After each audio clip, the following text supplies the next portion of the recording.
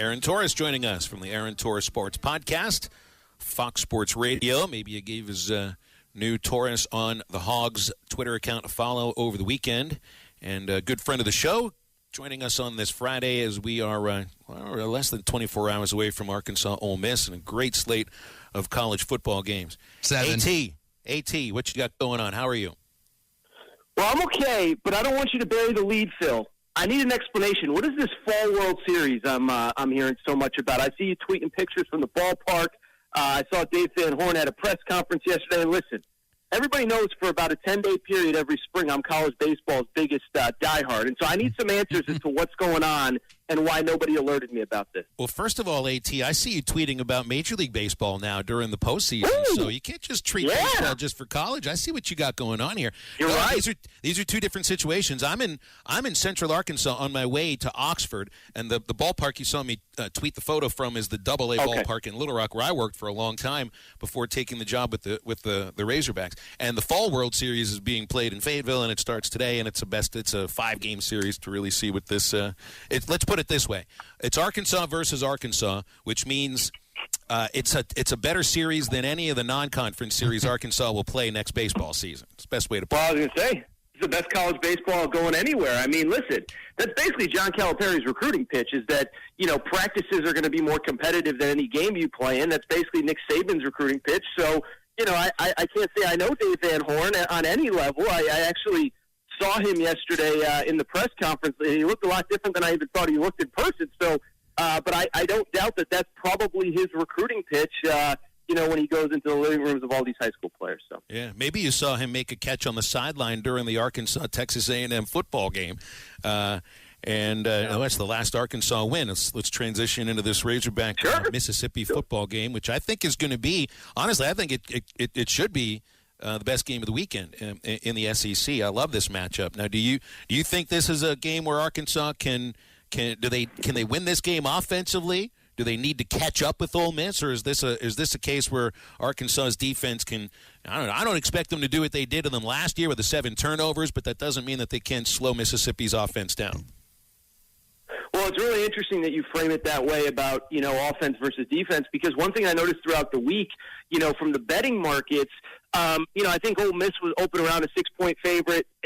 All the money came in on Arkansas, but the over-under total seemed to go up, indicating that the bettors are both liking Arkansas to get closer than the point spread would indicate, and also that it's going to be a high-scoring game. And so, it's interesting because I thought a lot about this game, and at first glance, you think, Arkansas's been a run defense type team, but it's not as though they haven't been able to put up points at various times throughout the Sam Pittman era, most notably, most recently against Texas 2 or 3 weeks ago. And so, I think to me, the key to this game, it's pretty obvious. I mean, we've talked about this before. I love to come on here with a unique opinion, something that nobody's ever said before. But I just think it's 2 things, is who bounces back better from just a crushing loss. And I think in many ways it probably should be Arkansas, because I think Sam Pittman can just throw away that film and say, we might have just played the best team in college football. We might have just played one of the best defenses in the history of college football. We just have to move on. Where Ole Miss, the analytics guys and everything disagree with me. I think Lane Kiffin just completely coached them out of that game, and I think there could be some lingering effects going into this week. So that's the key, and then the key, like you said, Phil, is who's going to dictate kind of their tempo or style on the other team. Is it going to be the physicality of Arkansas? Is it going to be the speed tempo of Ole Miss? As you said, probably, at least on the SEC side, the most fascinating game of the weekend. Although, I don't know, do we call Oklahoma, Texas an SEC game now? Does that count? Not yet. Not yet. Just making sure. They're wannabes still. Total wannabes still, as far as that's concerned. They're playing like wannabes right now. But anyway, continue. Well, this has been a crazy week of off-the-field stuff involving coaching. And, I mean, what we have to get into here. But let me dream up some weird scenario for you and see if you could even see an inkling of something like this happening. It doesn't seem Ed Ogeron is going to make it through the season. If he does, then probably let go by the end of the season, because it just appears LSU could spiral out of control. When you look at what they got on the schedule coming up, it is a gauntlet. All right, so you got that aspect. You got Urban Meyer, who looks miserable in the NFL, doesn't appear to really – his team might say, yeah, we're with him and everything. They're not. And maybe the owner, Cod, is with him, and maybe his wife was with him. But it just doesn't seem that he will make it through the season. Now, I know you tweeted about this yesterday. If all these athletic directors are saying, no, we'll never hire Urban Meyer as a head coach, but he's got all this success behind him in college. What about LSU? Even with all the crap that's happened there on that campus, could you envision a scenario where he is the guy that is next at LSU? Everybody thinks he's the next guy at USC. What about LSU? So it's really, what's really interesting is, you kind of framed it really well, Phil. The thing that people have to understand, I think, you guys being the SEC audience understands this, but, Scott Woodward as an AD, I respect him so much because he basically operates the way that we all do as fans, right? We as fans, we go to the message board, we hate our coach, and we just throw out the 7 craziest names, and, most of these message board posts, are just like, okay, your school's never going to get that guy, but at the same time, most ADs don't even try to get that guy. And Scott Woodward, his kind of MO is essentially, I am going to just go after the biggest name. Money is not an issue. And rather than spending $4 million on a guy that might work, I'm going to go spend $8 million on the guy that I know will work. And, the most recent example, and I know he's under a tiny bit of fire right now, but that's how Jimbo Fisher ended up at A&M. A&M, Scott Woodward was the AD at the time. He's now at LSU. He just said, look, Jimbo Fisher has won a national championship. I'm not going to pay for a guy that I hope can win a national. I know Jimbo Fisher can do it, and let's go pay $7.5 million, 70+ guaranteed to make it happen. And so I think that's what's going to make this inevitable coaching search incredible is Scott Woodward doesn't care about bad PR. He doesn't care about the optics of paying a coach $8, $9, $10 million. He knows who he works for, which is ultimately, yes, it's the school, but ultimately it's the fans. And so to answer your question, I do think it's kind of in play. Now Urban Meyer, obviously, I do think in the next, I think the interesting thing is, kind of my first reaction on Monday, Tuesday was, he's going to need a year off before he jumps back into the college thing. He's got to do the PR tour. He's apologetic. He's this, he's that. But I do, and I think that might be a factor at USC. The school president didn't seem keen on hiring him 2 years ago.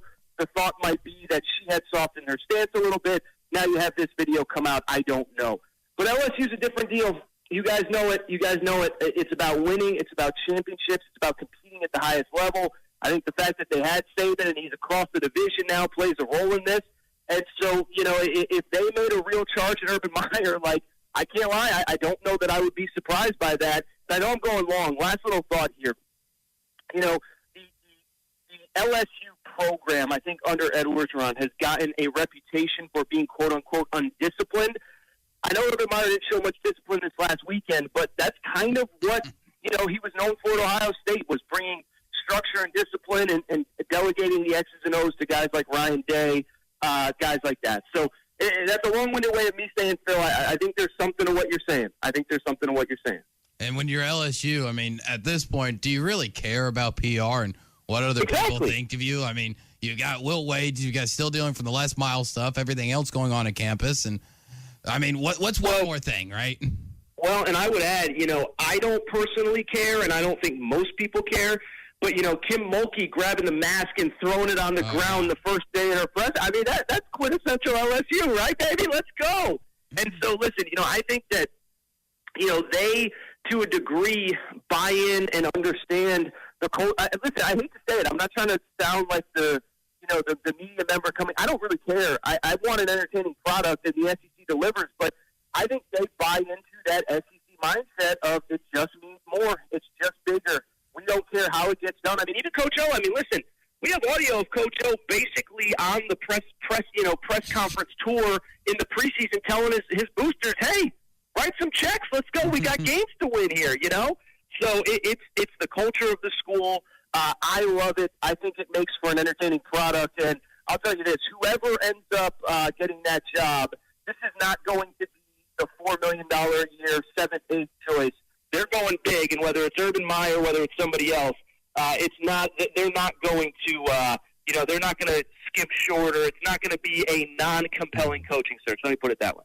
Yeah, you hear it all the time, and to a lot of people, and even to me, growing up in SEC country, but not being engulfed in it like I am now, people don't really understand what it just means more really does mean until you are engulfed in it, until you actually do see it. But to another part of the... Let me jump in. Drew, let me jump in there. I'll say this. Even as a guy who covers this stuff 365, I don't think I understand it. Like I was listening to some people talk about Dan Mullen the other day after that Kentucky loss, and I was like, I thought we always think Dan Mullen's really good at his job. Like, 2 straight 10-win seasons, won the SEC East last year, played Alabama as tough as anybody, and you have people, Dan Mullen doesn't recruit this, Dan Mullen can't do it. And I'm like, I thought we all liked Dan Mullen. We're turning on Dan Mullen now, too? What is going on? So, Drew, it's not just you. It's, me and the media. I've been following this stuff for 20 years, and there's still stuff that surprises me sometimes. Yeah, it doesn't ever cease to surprise you what will happen in SEC. Now to a place where it doesn't mean more in Iowa. Big matchup with Iowa and Penn State. Wow, Drew, shots fired. Is it finally James Franklin's year at Penn State, or is Iowa going to keep the streak going? Well, I'll tell you, with the coaching stuff, I had this thought today. I don't think there's anybody rooting harder for Iowa probably than USC fans. I don't think they fully realize it at this point. But, Penn State's schedule is still brutal, by the way. They still have to play at Ohio State, Michigan, at Michigan State. But, he wins this game. Let me backtrack. The only way I don't see James Franklin as the next USC head coach next fall is if they make the playoff, and you can't really leave after you make the playoff, right? And so this is a big game. I'll say this, Iowa, I have come full circle on them. They don't play a pretty style, but, man, do they force turnovers. 16 turnovers forced in 5 games is just an inconceivable number.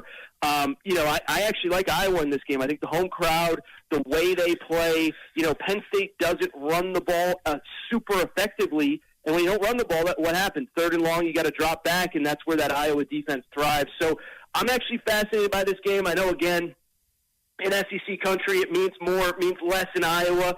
But, I know most SEC fans kind of look at Iowa, that slow, boring Big Ten team. We'll beat them by 50 if we have to play them in the playoff. But I will say I am intrigued by this game. And frankly, like you said, by the way, not just from the Iowa perspective, if Penn State goes and wins 27-6, that all of a sudden, that clearly defines them as the 3rd best team in college football. So that is definitely one I'm really excited about as well.